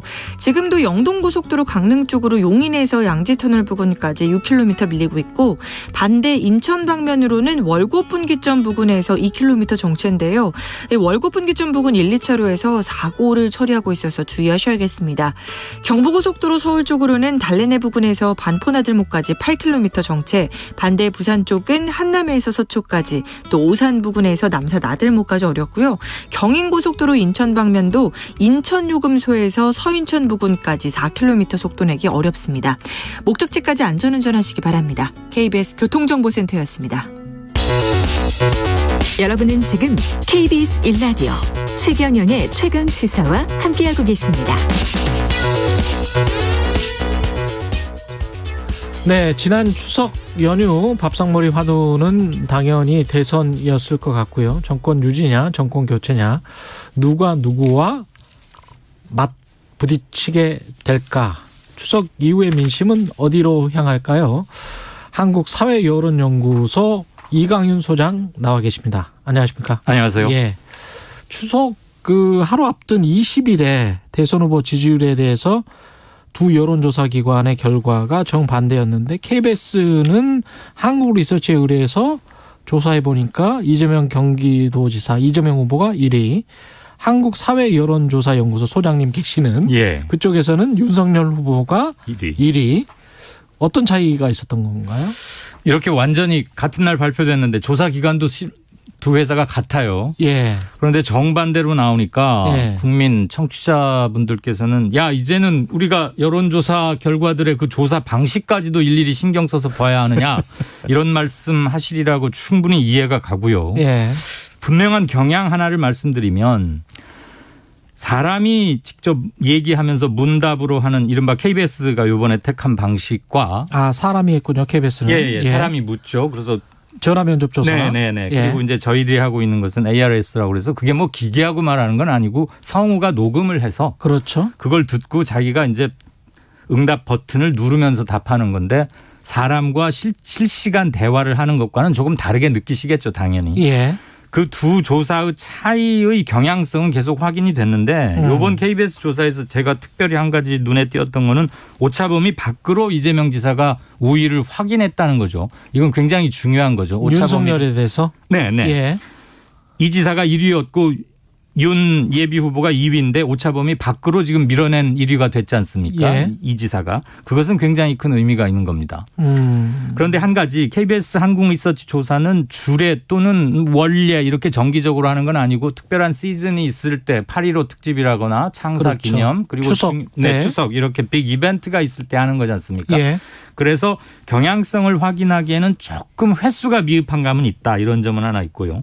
또 하나 중시해서 보셔야 될 게 전체 조사에 응답한 사람 중에서 자신을 보수라고 밝힌 사람의 비율과 진보라고 밝힌 또 중도라고 평하는 사람들의 비율 차이가 실은 굉장히 중요합니다. 이번 저희 KSOI 조사에서는 윤석열 예비 후보가 한 달 만에 오차범위 내이지만 1위로 다시 복귀? 아무튼 1위를 했는데 저희가 지금 7달째 매주 조사를 해오고 있는데요.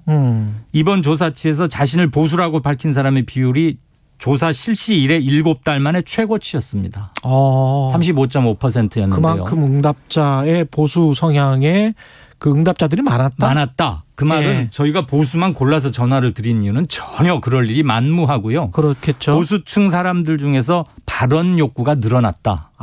그럼 왜 그랬을까? 고발 사주 문건을 쭉 들여다보니 이게 9월 2일 날 첫 보도가 나왔습니다. 이건 뭐 기자들이나 따질 얘기이긴 하지만. 그리고 날수로는 거의 지금 20날 넘게 계속되고 있잖아요. 물론 최근 며칠간은 이른바 성남 대장동 건 때문에 며칠간 뉴스량이 현격히 줄긴 했습니다만 주요한 이슈인 건 여전하죠. 그렇죠. 수사 쪽으로 넘어가 있고. 이거 보니까 무슨 윤석열 예비 후보의 처가나 뭐 부인 뭐 논문 이런 게 아니고 검사들이 이런 걸 뭘 한 거야. 이거 간단해 보이지가 않네.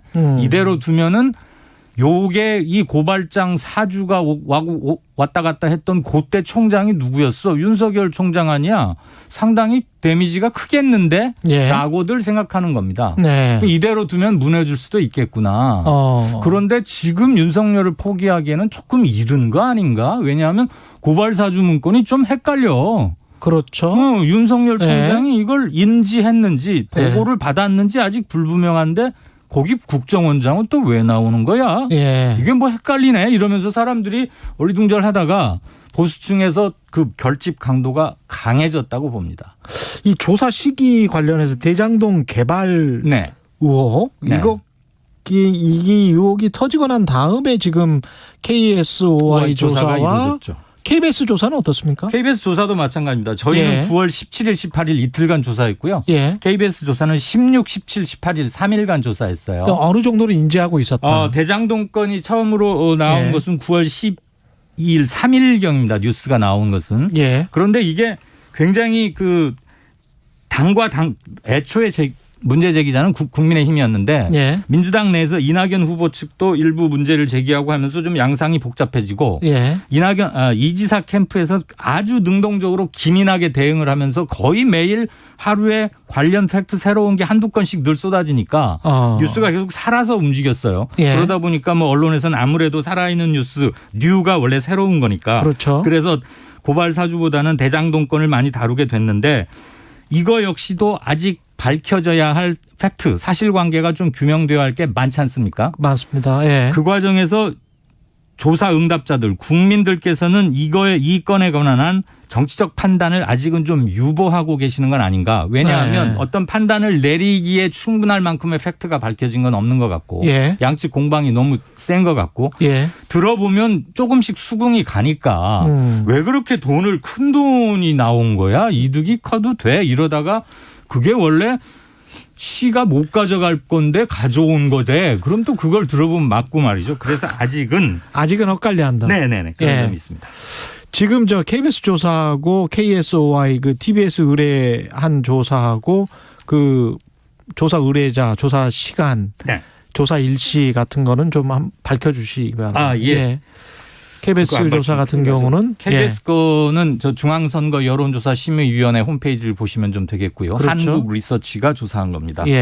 한국사회여론연구소가 조사한 것은 TBS 의뢰로 한 건데요. 전국 만 18살 이상 성인 남녀 1,004명을 대상으로 9월 17일, 18일 이틀간 조사했고요. 선관위 제공 무선 ARS 방식 100%. 응답률 6.9%, 표본 오차는 95% 신뢰 수준에서 플러스 마이너스 3.1%포인트. 이 점은 KBS 조사도 마찬가지입니다. KBS도 같고요. 오차 범위가요. 이 지금 저 민주당 같은 경우에 호남이 가장 중요할 것 같은데요. 이 어떻게 보세요? 이번 주말에 발표가 되죠.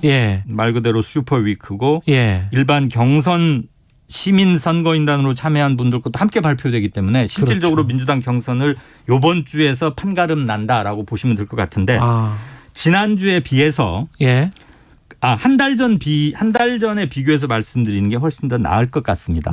이낙연 예비 후보는 한 달 전에 비해서 4%포인트가량 광주 전라 호남에서 올랐고요.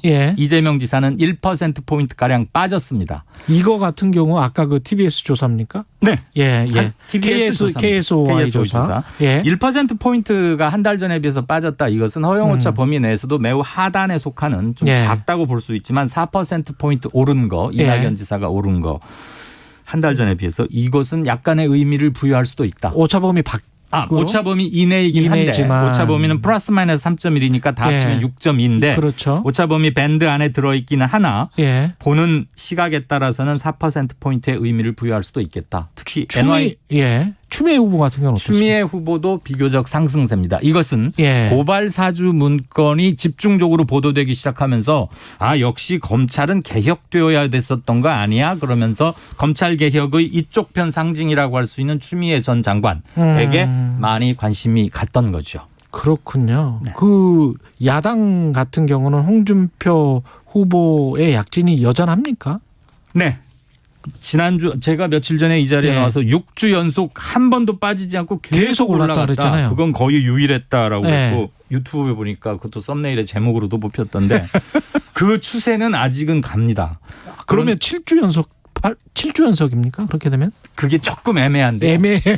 보수권으로만 보수 진영 주자들만 딱 불러주고서 물어보면 7주 연속 상승은 맞고요. 여야 후보를 함께 불러줬는데도 6주 연속 지난주까지 하다가 요번 주 그러니까 가장 최근 조사에서는 1%포인트 하락했어요. 근데 역시 이것도 조사 응답에 어느 정도 샘플이 표본이 형성되느냐 그거하고도 좀 관련이 있습니다. 어쨌거나 1%포인트 숫자상으로는 하락했으니까 주춤이라고는 봐야 하겠습니다만 추세적으로 이제 오를 만큼 오르었으니까 빠진다라고 하기에는 아직은 조금 이르다. 그렇습니다. TV 토론 같은 거는 1차 TV 토론이 있었잖아요. 9월 16일 날 있었죠. 그게 별로 영향은 안 줬나 봅니다. 네. 정치부 기사를 써야 하는 정치부 기자들한테는 굉장히 큰 뉴스였을 텐데요.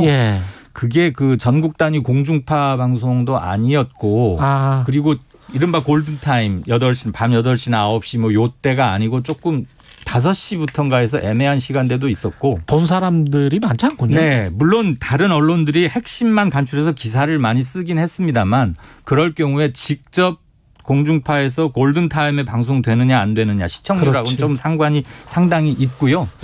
그날 많은 후보들이 여러 얘기를 했기 때문에 전국적 이슈로 확 떠오르는 것은 그닥은 없었습니다. 물론 뭐 홍준표 후보가 조국 수사에 대해서 뭐라고 했던 거 가지고 논란이 됐습니다만 그런 것들이 뉴스가 유통돼서 전혀 뉴스에 별 관심을 갖고 있지 않은 분들 실은 이분들도 여론조사 대상이 되거든요. 그렇죠. 그분들까지 인지하려면 시간이 좀 걸립니다. 아무리 디지털 세상이라 하더라도. 그래서 시시각각 뉴스를 다루고 그걸 업으로 삼는 분들이 이 뉴스가 과연 전체 국민 평균적 국민들에게 얼마만큼 빠른 속도로 퍼져가서 그들이 어떤 정치적 판단을 하게 될까를 따지실 때 자기 위주로 보면 안 되겠다. 그런 점은 좀 생각합니다. 오늘 말씀 감사하고요. 지금까지 한국사회여론연구소 이강윤 소장이었습니다. 고맙습니다. 감사합니다. 9월 23일 목요일 KBS 1라디오 최경영의 최강시사 오늘은 여기까지입니다. 저는 KBS 최경영 기자고요. 내일 아침 7시 20분입니다. 다시 돌아오겠습니다. 고맙습니다.